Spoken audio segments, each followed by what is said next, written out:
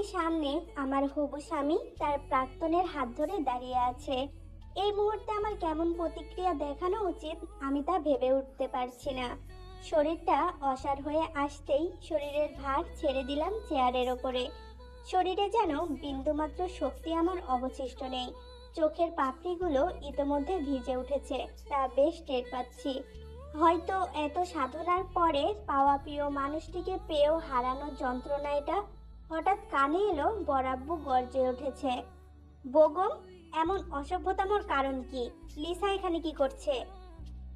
বড় আব্বুর রাগী গম্ভীর স্বরে বেগম ভাইয়া ছেড়ে দিলেন তার প্রাক্তনের হাত। "আব্বু, আমি লিসা একে অপরকে ভালোবাসি। আমাদের মাঝে কিছু ভুল বোঝাবুঝি হয়, আমি বিয়েতে মত দিয়েছিলাম। কিন্তু লিসার গর্ভে আমার সন্তান, আমি চাইলেও পারবো না তার থেকে দূরে সরে আসতে।" কথাটা যেন সবার মাথায় বাজ ফেললো। কেউ যেন এমনটা কল্পনাও করেনি।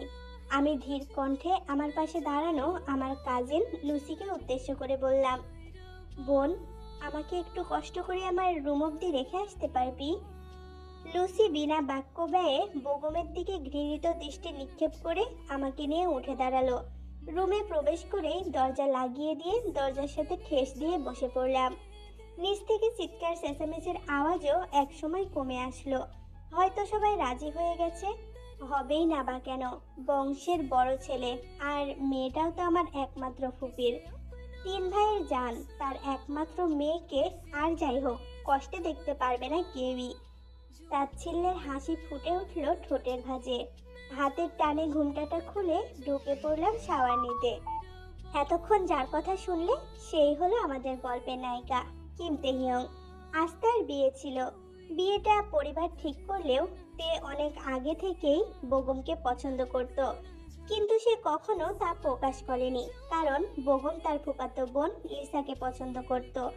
কিন্তু তাদের ব্রেকআপ আর পরিবারের এমন সিদ্ধান্তে বেগম হ্যাঁ বলেছিল।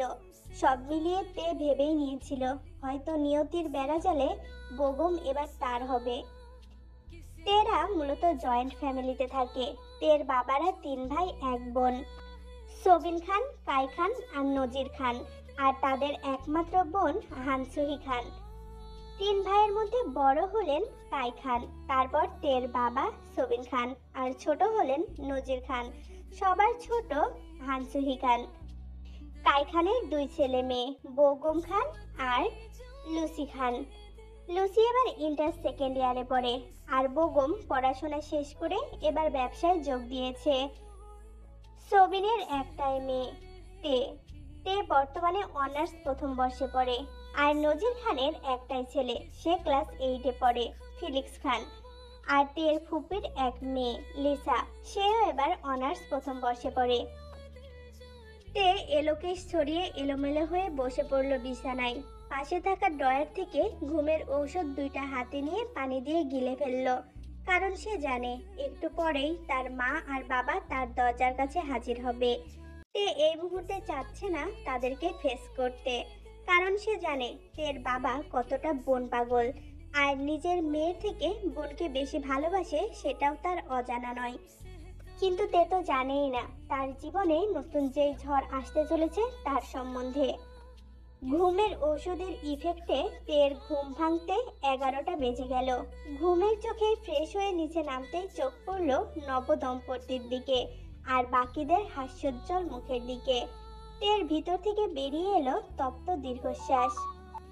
ধীর পায়ে হেঁটে ডাইনিং টেবিলে বসতে নিলেই কেউ একজন তার হাত ধরে টেনে সামনে দাঁড় করিয়ে সজোরে থাপ্পড় বসিয়ে দিল গালে। তে সামনে তাকাতে অবাক হয়ে যায়। স্বয়ং তার জন্মদাত্রীর মা দাঁড়িয়ে আছে, চোখে মুখে ঘৃণা আর রাগ স্পষ্ট। তে কিছু বলার আগেই মিসেস ইয়নজুন পুনরায় তের গালে থাপ্পড় মেরে দিলেন। তে হতভম্ব হয়ে দাঁড়িয়ে আছে। তের কানে এলো তার মায়ের কর্কশ বাণীগুলো, "কেমন নির্লজ্জ মেয়ে তুই, হ্যাঁ? লজ্জা করলো না আমাদের মাথা নিচু করতে? কিভাবে পারলি আমাদের সম্মান ডুবাতে? ছি, তোর মতো মেয়ে থাকার চেয়ে আমি নিঃসন্তানই ভালো ছিলাম। মরে যেতে পারলি না তুই?" তে কিছু না বুঝে তাকিয়ে আছে মায়ের দিকে। তার কিছুক্ষণের মাঝেই তিনি নিজের ফোন বের করে তার দিকে ধরলেন। ফোনের স্ক্রিনের দিকে তাকাতেই তার চোখ লজ্জায় নিচু হয়ে গেল। ফোনের পর্দায় স্পষ্ট জ্বলজ্বল করছে তার আর এক ছেলের অন্তরঙ্গ মুহূর্ত।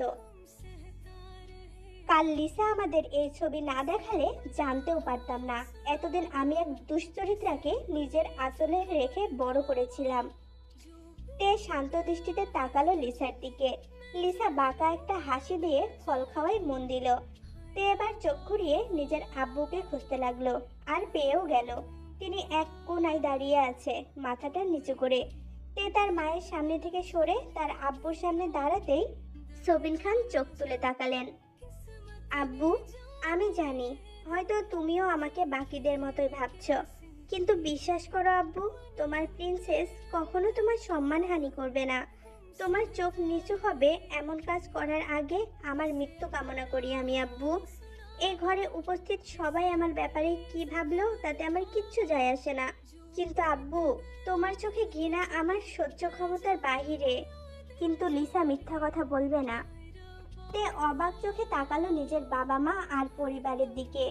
মুহূর্তের মধ্যেই যেন চেনা পরিবারটা আজ অচেনা ঠেকলো। যেখানে নিজের বাবা মায়ের বিশ্বাস এত আবছা, সেখানে অন্য কারোর বিশ্বাস আদৌ কি কিছু যায় আসে? সে জানতো তার বাবা তার ফুপু আর তার মেয়েকে একটু বেশি ভালোবাসে, কিন্তু নিজের মেয়ের উপরে তিনি অন্য কাউকে রাখবেন কখনো এটা ভাবেনি তে। তে আর কিছু না বলে বেরিয়ে যেতে নিলেই তের হাত ধরে ফেললো তের বড় আম্মু। কই যাচ্ছিস মা? আর কেউ বিশ্বাস করুক আর না করুক, আমি করি। আমার ছোট মা কখনোই এমন কাজ করবে না। লুসি তের অপর হাত ধরে বলল, হ্যাঁ, আমিও জানি আমার আপু কখনো এমন কিছু করবে না। তে কিছু বলার আগেই তার মাথায় স্পর্শ পেল। মাথা তুলে দেখলো তার বড় আব্বু। আমার মা কেমন তা আমরা জানি, তুই কোথাও যাবি না, এই বাড়িটা তোর। আমি এই বাড়িতে থাকতে পারবো না বড় আব্বু। যেখানে আমার বাবা মা আমাকে বিশ্বাস করে না, যেখানে তার চোখে ঘৃণা স্পষ্ট, সেখানে আমি থাকি কিভাবে বলো? কই যাবি তুই? জানি না গো বড় আম্মু, কিন্তু এখান থেকে এত দূরে যাব যত দূর গেলে আমার এই মুখটা আমার বাবা মায়ের দেখতে হবে না কোনোদিন।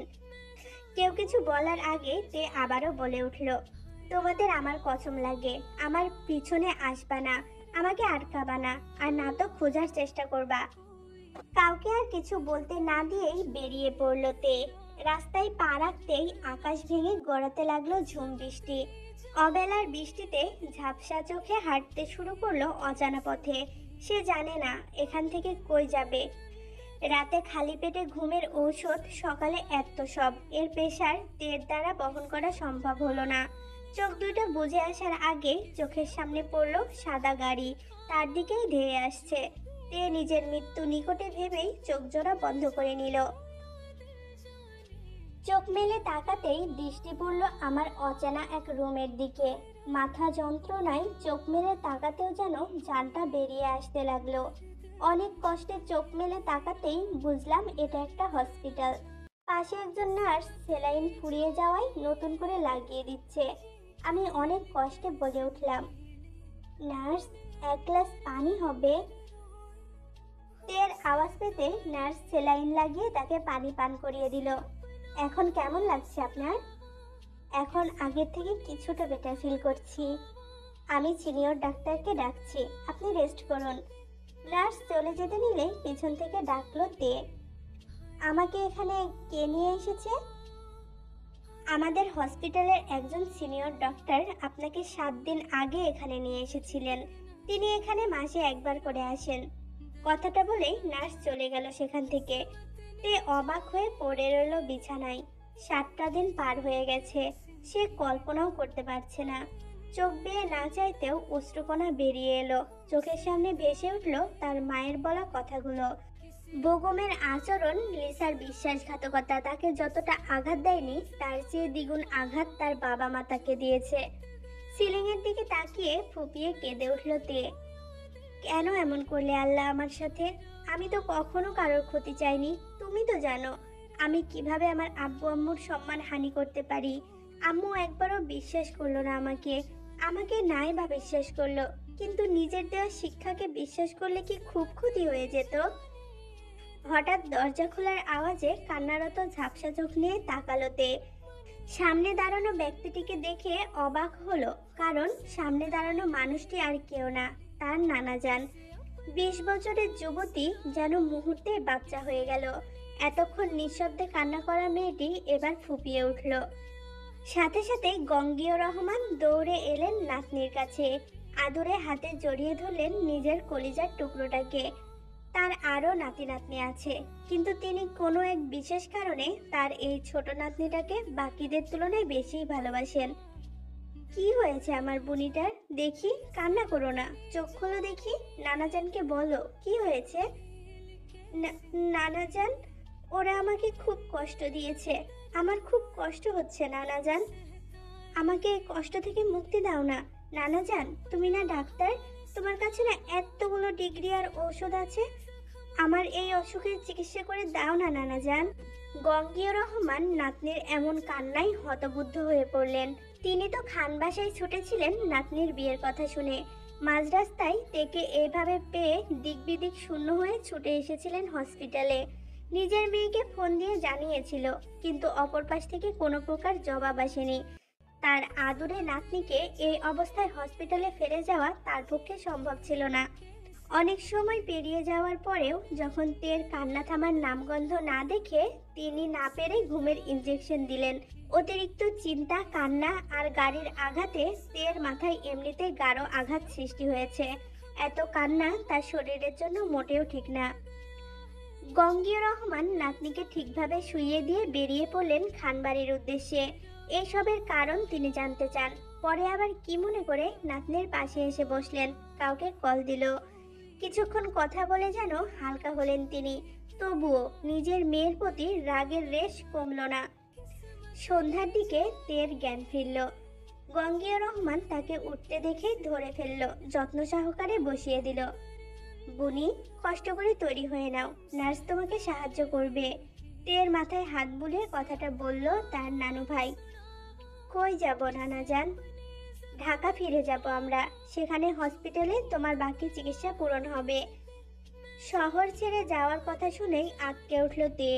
এই রাজশাহী শহরটা যে তার জান, এর আনাচে কানাচে কত স্মৃতি। এখানে তার পরিবার, এই পরিবার ছেড়ে কিভাবে যাবে সে? কিন্তু পরের মুহূর্তেই নিজের মনকে শক্ত করলো, তাকে যে এখান থেকে যেতেই হবে। তে আর কিছু না বলে নার্সের সাহায্যে উঠে তৈরি হয়ে নিল। তে একটা কথাও বলল না, কিন্তু গাড়িটা খানবাড়ির সামনে থামতেই তে অবাক হলো। নানাজান, আমাকে এখানে কেন নিয়ে এসেছো? আমি যাব না এখানে, আমাকে নিয়ে চলো এখান থেকে। হঠাৎ তে এমন হাইপার হয়ে যাওয়ায় গঙ্গীয় রহমান যত্ন সহকারে তেকে বুকের সাথে চেপে ধরলো। তোমার প্রয়োজনীয় জিনিসপত্র নিয়েই আমরা বেরিয়ে পড়বো সোনা আমার, তুমি চিন্তা করো না, নানাজান আছে না, কেউ কিচ্ছু বলতে পারবে না, চলো। তে তবুও মানতে নারাজ। অনেক কষ্টে গঙ্গীয় রহমান তাকে নিয়ে নামলেন, আর নামতেই হতবাক হয়ে গেলেন। কথা বলার ভাষা হারিয়ে ফেলেছেন। যেই বাড়ির মেয়ে 1 সপ্তাহ ধরে বাড়িতে আসেনি, সেই বাড়ি আজ নতুন বউয়ের মতো সেজে আছে। নানা রকম ঝাড়বাতি, ফুল দিয়ে গান বাজনার সুরে যেন চারপাশ মুখরিত। ভেতরে প্রবেশ করতেই তে আরো জোরে খামচে ধরলো তার নানাজানের কোট। ভেতরে ঢুকতেই চোখ পড়ল হলরুমের এক সাইডে স্টেজে বসে থাকা বৌগমের দিকে। সোনালী পাঞ্জাবিতে থাকা সুদর্শন যুবকটাকে দেখে পুনরায় তের চোখ জোড়া থমকে গেল। ভারী হয়ে আসলো আখি পল্লব। বাতাসও বিষাক্ত ঠেকছে এখন তার কাছে। বৌগমের হাতের মাঝেই লিসার হাত স্পষ্ট। হঠাৎ লিসার চোখ পড়ল তের ওপরে, সাথে সাথেই চিল্লিয়ে উঠল সে। সাথে সাথে গান বন্ধ হয়ে গেল। সবার চোখ পড়ল তের ওপরে। এই মেয়ে, তুই আবার এসেছিস কেন? সেদিন না খুব ঢং করে বেরিয়ে পড়লি, 1 সপ্তাহ না যেতেই ফিরে এলি। শেষরা মেয়ে, নাকি তোর কোনো আশিক তোকে জায়গা দেয়নি? দিবেও বা কি করে? তোর মতো গাইয়া মেয়েকে ইউজ করা ছাড়া আর কি বা করবে? না আছে স্টাইল, না আছে অন্য কিছু, চেহারার রংটাও তো শ্যামলা। সে এসেছিল আমার বেগমকে বিয়ে করতে, যত সব শেষরা। লিসার কথায় চোখ জোড়া আপনা আপনি নেমে গেল নিচে। আসলেই রূপ বলতে তার কাছে কিছুই নেই। সে উজ্জ্বল শ্যামলা একটি মেয়ে, যেখানে লিসা দুধে আলতা। আজকালকার আধুনিক মেয়ের চলাফেরা, স্টাইল, কথাবার্তা সব দিক দিয়ে যে কোনো ছেলেই তার প্রেমে পড়বে নিঃশব্দে। গঙ্গীয় রহমান বাকশক্তি যেন হারিয়ে ফেলেছে। এসবের মানে কি? এই মেয়ে, তোমার সাহস তো! গঙ্গীয় রহমানের কথার মাঝেই ইয়ঞ্জন এগিয়ে এলেন। তুমি ওকে এখানে কেন নিয়ে এসেছো বাবা? আর তুই বেরিয়ে যাই বাসা থেকে। সাথে সাথে গঙ্গীয় রহমান মেয়ের গালে থাপ্পড় বসিয়ে দিলেন। পরিবেশটা আগের থেকেও নীরব হয়ে গেল। সবার মাথা নিচু। আমার নাতনি আমার সাথেই যাবে, থাকবে না তোমাদের মতো মানুষদের সাথে। যাও বুনি, তুমি কাগজপত্র নিয়ে এসো দ্রুত। তের পা যেন অসাড় হয়ে আসছে, চোখের পানিগুলো যেন ফুরোনোর নামই নিচ্ছে না। আশেপাশের চোখ খালি খুঁজছে তার আব্বুকে। তে কোনো রকমে পা বাড়িয়ে রুমে ঢুকতে অবাক হয়ে গেল। তার আব্বু তার ঘরে তারই ছবির ফ্রেম নিয়ে চোখ বন্ধ করে বসে আছে। তে কাঁপা কাঁপা গলায় ডাকলো বাবাকে। আব্বু! মেয়ের ডাক কানে আসলেও চোখ মেলে তাকালো না তিনি। অন্ধকার ঘরে টের পেল না তার আব্বুর চোখের কোণের পানিটা। আব্বু, তুমি তাকাও না আমার দিকে। তুমি কি বাকিদের মতো ঘৃণা করো আমাকে আব্বু? আব্বু, তোমার প্রিন্সেসের খুব কষ্ট হচ্ছে, একবার তাকাও না আব্বু। তে সবিনের হাত ধরে অনেকক্ষণ ঝাঁকানোর পরেও যখন তার জবাব এলো না, তখন ছোট মনটায় অভিমানের পাহাড় জমে উঠল। সবকিছু সুটকেসে ভরে বেরিয়ে আসার সময় তার আব্বুর কপালে চুমু খেয়ে বেরিয়ে এলো। এই কাজটা সব সময় সবিন খান করতেন। যখনই বিজনেসের কাজে কোথাও যেতেন, তখনই মেয়ের কপালে ভালোবাসার পরশ দিয়ে তারপরে বেরিয়ে যেতেন। তেকে বের হতে দেখেই লিসা বলে উঠল, কি খুব খারাপ লাগছে? এটা তো কেবলই শুরু, খুব শখ জেগেছিল না বেগমকে আমার সত্যি জানানোর? নে দেখ, এবার সব কেড়ে নিয়েছি তোর থেকে। তোর পরিবার, তোর বেগম, তোর সম্মান, এমনকি শহর থেকেও তোকে বেরিয়ে যেতে হচ্ছে। তে হাসলো, লিসাকে কিছু না বলেই বেরিয়ে গেল। যেখানে তার বাবা মা তাকে বিশ্বাস করছে না, সেখানে অন্য কারোর সাথে কি নিয়ে লড়বে সে? গাড়িতে বসতেই চোখ জোড়া বন্ধ করে নিলাম। আমার চোখের সামনে ভেসে চলেছে আব্বুর মুখটা, যে মুখে সবসময় থাকতো আমাকে নিয়ে গর্ব। সে মুখ আজ লজ্জিত। ভাবটা কিভাবে মেনে নিই আমি? তুই ভুল করলি লিসা, বড় ভুল করলি। আমাকে সেই ভুলের শাস্তি দিলি যে ভুল আমি কখনো করিনি। আমার থেকে সব কেড়ে নিয়ে তুই নিজেকে যতটা সুখী মনে করছিস, এই প্রকৃতি তোর থেকে ততটাই কঠোর হচ্ছে। কথাগুলো ভাবতেই তার ছেলের হাসি ফুটে উঠল তের ঠোঁটে। তে গাড়িতে কখন জ্ঞান হারিয়ে ফেললো সে নিজেও বলতে পারল না। সবিন রহমান নাতনির দিকে তাকাতেই তার চোখ গেল তার নাক দিয়ে পড়তে থাকা রক্তে। আটকে উঠলেন তিনি। তিনি প্রফেশনাল সাইকোলজিস্ট। জীবনের 60 বছরে কম কেস তিনি দেখেননি, কম মানুষকে তিনি বাঁচার নতুন পথ করে দেননি। কিন্তু নিজের আদরের নাতনির এই অবস্থা দেখে তিনি নিজেই যেন দিকবিদিক শূন্য হয়ে পড়েছে। যত দ্রুত সম্ভব গাড়ি চালিয়ে ঢাকার উদ্দেশ্যে রওনা দিলেন তিনি। কারণ এভাবে রক্তক্ষরণ হলে তেজ যে কোনো মুহূর্তে ব্রেন স্ট্রোক করতে পারে। সবার ধারণা ব্রেন স্ট্রোক শুধু বয়স্কদের হয়, কিন্তু এমনটা না।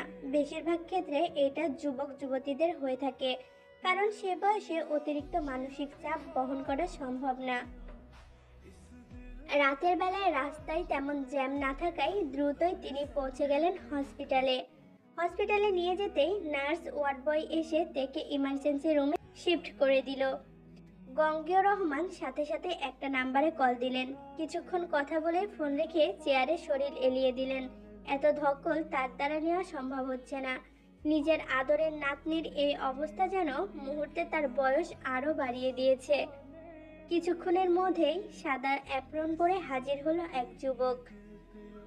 গঙ্গীয় রহমানের কাঁধে হাত রাখতেই তিনি চোখ মেলে তাকালেন। তাকাতেই দেখলো তার পরিবার এখানে এসে হাজির। সবার চোখে মুখেই চিন্তার ছাপ।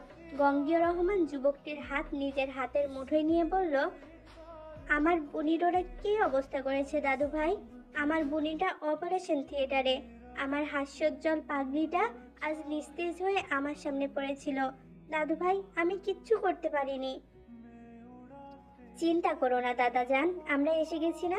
সোনা বাচ্চারে আর কিচ্ছু হতে দেব না, তাকে আমাদের কাছেই রাখবো। কিন্তু তুমি ভেঙে পড়লে তো চলবে না। গঙ্গীয় রহমানের কিছু বলার আগেই পেছন থেকে ওনার বড় ছেলে মিনহু রহমান বলে উঠলেন, সুগা, তুমি না হয় ভিতরে যাও, মেয়েটার অবস্থা কেমন। আর তোমার প্র্যাকটিসও যেহেতু শেষের দিকে, তোমার থাকাটা উচিত সেখানে। বাবার কথায় সায় জানিয়ে সুগা দ্রুত মাস্ক পরে ঢুকে পড়ল। কিছুক্ষণের মাঝেই সেখানে প্রবেশ করলো আরো একটি যুবক। নিস্তেজ হয়ে আসা গঙ্গীয় রহমান যেন আশা পেলেন, ভরসার হাত পেলেন। অস্পষ্ট স্বরে বলে উঠলেন, ইয়ং ম্যান। ছেলেটি কাছে এসে গঙ্গীয় রহমানকে উদ্দেশ্য করে বলল, কি ওল্ড ম্যান, আজ তো তোমাকে সত্যিই 70 বছরের বুড়ো লাগছে। আমার বউ বুঝি পালিয়ে গেছে? ইয়ং ম্যান, আমি তো জানি আমি বুড়ো হয়ে গেছি, তোমাদের মতো আর শক্তি নেই, তাই তো তোমাকে ডাকা। কি করতে পারি ওল্ড ম্যান তোমার জন্য? আমি তো জানটাও দিতে রাজি, খালি আমাকে তোমার বুড়ি বউটারে দিয়ে দিও, তাহলেই হবে। গঙ্গীয় রহমান হাসলেন। তিনি জানেন ছেলেটা এই মুহূর্তে এইসব তাকে হাসানোর জন্যই বলছে। ছেলেটার মধ্যে অদ্ভুত কিছু গুণ আছে। তার এত এত স্টুডেন্টসদের মধ্যে তার ফেভারিট স্টুডেন্ট জিয়ন জাংকুক, সাইকোলজিস্ট ডিপার্টমেন্টের সবচেয়ে ট্যালেন্টেড স্টুডেন্ট। রাগী হলেও বুঝ ক্ষমতা তার অসাধারণ। আর 1 বছর প্র্যাকটিস শেষ করলে সেও সাইকোলজিস্ট হয়ে যাবে। গঙ্গীয় রহমান তার দায়ভার তার এই স্টুডেন্টকে দেবে বলেই ঠিক করেছে। তার আগে জাংকুককে দিতে হবে সবচেয়ে কঠিন পরীক্ষা। ইয়ং ম্যান, আজ অবধি সব চ্যালেঞ্জ এক্সামে তুমি টপ করেছো। আরও একটা চ্যালেঞ্জ তোমার সম্মুখে। আমার নাতনি, আমার কলিজা বলতে পারো, আমার অর্ধেক দুনিয়া সে। তাকে তোমার সুস্থ করতে হবে ইয়ং ম্যান। আমার পুরনো আদুবুড়িকে আমার কাছে ফিরিয়ে দিতে পারবা না। ধরে নাও এটা আমার গুরুদক্ষিণা। I will try my level best old man. আমার যে পারতেই হবে। তুমি নিজেও জানো না ওল্ড ম্যান, তুমি আমাকে কি এনে দিয়েছো। মনে মনে বিড়বিড় করে বলে জাংকুক। তের নানুর বাড়িও অনেক বড়। গঙ্গীয় রহমানের 2 ছেলে 3 মেয়ে। 3 মেয়ে বিয়ে করে শ্বশুর বাড়িতে আছে, আর 2 ছেলেই বিজনেসম্যান। এই হসপিটাল গঙ্গীয় রহমানের নিজের বানানো। ব্যবসা তিনিও করেন, কিন্তু ডাক্তারি তিনি ছাড়তে পারেন না। ওনার কাছে মানসিক রোগ সবচেয়ে ভয়ঙ্কর। শারীরিক রোগের বাঁচার চান্স থাকলেও মানসিক রোগে বাঁচার চান্স খুবই কম। নিজের সাথে যুদ্ধ করে বাঁচতে সবাই পারে না। ওনার বড় ছেলে মিনহু রহমানের 2 ছেলে, সুগা রহমান আর জেইহব রহমান। সুগা নিউরোলজিস্ট, বয়স 26, আর ছোট ছেলে ইঞ্জিনিয়ারিংয়ে পড়ছে, বয়স 23। আর ছোট ছেলে শুভ রহমান, তার 2 মেয়ে, জিমিন রহমান এবং সানা রহমান। দুজনেই এবার অনার্স প্রথম বর্ষের ছাত্রী। আর গঙ্গীয় রহমানের 3 মেয়ে, বড় মেয়ে জিন চৌধুরী, তারই ছেলে জাংকুক চৌধুরী। ওনার আরও একটি ছেলে আছে, জিতাও চৌধুরী। আর মেজ বোন ন্যান্সি হাসান, ওনার 1 মেয়ে। আর সবার ছোট ইয়ঞ্জন, মানে তের মা। সকাল হতে হসপিটাল মাথায় উঠিয়ে ফেলেছে সুগা। তার ভয়ে আড়ষ্ট হয়ে দাঁড়িয়ে আছে নার্স। রাগে চোখ মুখ লাল বর্ণ ধারণ করেছে তার। তে ভয়ে চুপচাপ বসে আছে। আপনাদের মিনিমাম কমন সেন্স নেই? একটা পেশেন্ট অজ্ঞান অবস্থায় আছে, এর মানে এই না সে মারা গেছে। আপনি কিভাবে তাকে রুমে একা ফেলে যেতে পারেন? কতখানি রক্ত ক্যানোলার সাথে উঠে গেছে আপনাদের কোনো আইডিয়া আছে এই বিষয়ে? আপনাদের সবার চাকরি আমি আজকেই শেষ করব। Just get lost. সুগার চিৎকারের আওয়াজে সবাই সুরসুর করে বেরিয়ে গেল। সুগার রেগে গজগজ করতে করতে টুলের ওপর বসে পড়ল। এই বোনটা তার জান। তার নিজের বোন না হলেও নিজের বোনের থেকে কম ভালোবাসে না সে থেকে। ভাইয়ু, আমি ঠিক আছি। তুমি অযথা হাইপার হচ্ছ। তোর অযথা মনে হচ্ছে? একবার হাতটার দিকে তাকিয়েছিস তুই? এদের একটাকেও আমি ছাড়বো না বলে দিলাম। সুগার রাগ কমছে না দেখে তে এবার মুখটা কাঁদো কাঁদো করে বলল, ভাইয়ু খাবো, ক্ষুধা লেগেছে। তুমি আমাকে কি না খাইয়ে রেখে শাস্তি দিবা? সুগার টনক নড়ে দাদাজান তাকে বলেছিল তের জ্ঞান ফিরলে যেন খাইয়ে দেয়। এজন্যই সে এসেছিল তের কেবিনে। আর এসে দেখে তে পানি খাওয়ার জন্য হাত বাড়াতে যেয়ে টান লেগে ক্যানোলাতে রক্ত উঠে গেছে। আর তা দেখেই সুগার দিন দুনিয়া ঘুরে উঠেছিল। এই দেখ, আমি তো ভুলেই গেছি, আমি তো খাবার এনেছি, দাঁড়া আসছি এক্ষুনি। বলেই সুপের বাটি তের সামনে নিয়ে বসতেই তে নাক মুখ কুঁচকে ফেলল। কি হলো, এমন করছিস কেন? আমি এসব খাবো না। এসব কোনো স্বাভাবিক মানুষ খাইতে পারে নাকি? আজব। কিন্তু বনু, এসবই তোকে খেতে হবে। না, আমি খাবো না। এভাবে কেউ জেদ করে নাকি? এখন তোকে ভারী খাবার দেওয়া যাবে না সোনা বাচ্চা। উফ, আমি কিচ্ছু জানি না, আমি এসব খাবো না। সুগা, আমাকে দে। সুগার কথার মাঝেই রুমে প্রবেশ করে জাংকুক। তাকে দেখেই তো তের হেসকি উঠে আসে। ভয়ে তার অন্তরাত্মা কেঁপে উঠেছে। মনে পড়ে যায় 3 বছর আগের ধমকের কথা। সাথে সাথেই চোখ মুখ খিচে বন্ধ করে ফেললো। কি হচ্ছে? এত চেঁচামেচি করছো কিসের জন্য? দেখ না, কখন থেকে খাওয়ানোর চেষ্টা করছি, কিন্তু খাবে না বলে জেদ করছে। দে দেখি কিভাবে না খাই। আদর করে শাসন করলে কোন মানুষটা শুনবে আমাকে বোঝাতো। নে দেখি কিভাবে এই জেদি বাচ্চাটাকে তুই খাওয়াস। বাচ্চা? আজ বিয়ে দিলে কাল 3 বাচ্চার মা হয়ে যাবে, সে নাকি বাচ্চা। জাংকুক মনে মনে কথাগুলো ভাবে। জাংকুক তের সামনে বসতেই সুগা বলে ওঠে, তাহলে তুই ওকে খাওয়া, ওর কিছু ঔষধ আনা লাগবে, আমি নিয়ে আসছি।